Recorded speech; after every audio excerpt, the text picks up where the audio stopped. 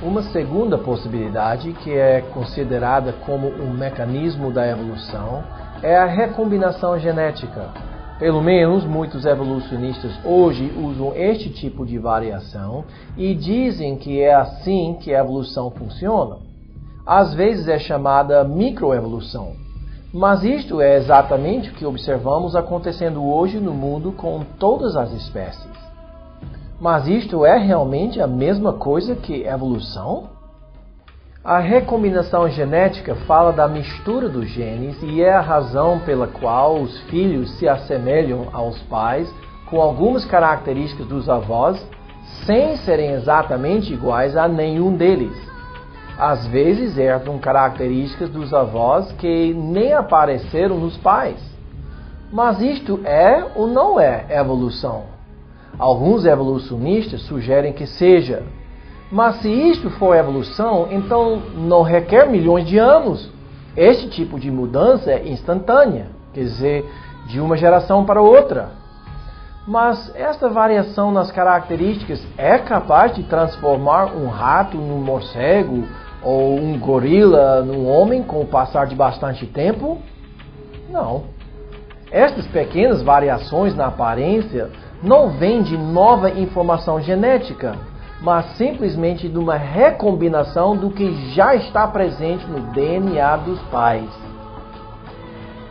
A descoberta dos princípios da recombinação foi a grande contribuição de Gregory Mendel à ciência da genética. Mendel mostrou que ainda que certas características desapareçam numa geração, em geral não são perdidas. E quando novas características aparecem, é porque a informação genética já estava presente nos cromossomos do organismo. A importância disto é que ele comprovou que as variações que acontecem não vêm da evolução, e sim desta recombinação de características já possíveis. Quer dizer, quando Deus criou as plantas, as árvores, os animais e tudo que tem vida, Ele os fez com a possibilidade genética já embutida de bastante variação para que não houvesse um mundo de clones, e sim um mundo diverso, cheio de cores, fragrâncias, sabores e aparências variadas. Tudo para que o homem pudesse apreciar. Mas esta variação não é evolução. A recombinação genética possibilita uma variação dentro de certos limites. Apesar da nossa curiosidade em classificar as plantas, árvores e animais, nunca observamos nada na natureza que entre em conflito com o que a Bíblia diz no primeiro capítulo.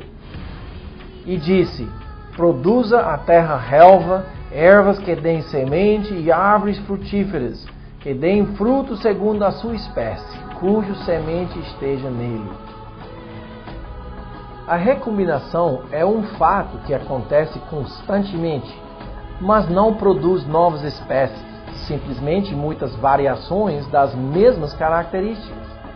Mas é limitada à informação genética que já está dentro daquela espécie. Seria semelhante a um jogo de cartas. Se começarmos com 52 cartas e cada mão recebe 5 cartas, há mais de 300 milhões de variações possíveis. Mas as variações possíveis são limitadas pelas cartas no baralho. Por exemplo, nunca vamos conseguir uma mão com o número 13, nem se fosse possível embaralhar as cartas bilhões ou até trilhões de vezes. Por quê? Porque tal carta não existe no jogo de baralho. E é assim na natureza. Nunca vamos ver um pé num tubarão, nem asas num cachorro. Por quê? Porque aquela carta não existe no jogo de características para cachorros. Conseguimos cães grandes, cães pequenos e muitas outras características de cachorros através da recombinação genética. Mas repetindo este processo bilhões de vezes, ao longo de bilhões de anos, nunca produzirá um cachorro com uma asa, porque a informação genética para gerar uma asa não existe no genoma do cão. Desde 1800, os agrônomos procuraram aumentar a quantidade de açúcar na beterraba. Através de 75 anos de reprodução controlada, foi possível aumentar o conteúdo de açúcar de 6% para 17%. Isto mostra grande variabilidade numa espécie de planta, neste caso, Beta vulgaris. Porém, quando chegar ao limite das possibilidades descritas no código genético da espécie, não há como ir além.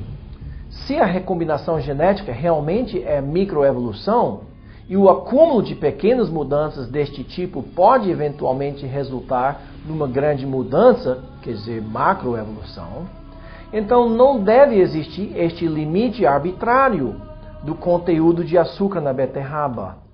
O que a ciência verdadeira confirma é que em cada espécie de vida há limites genéticos que a microevolução nunca consegue superar.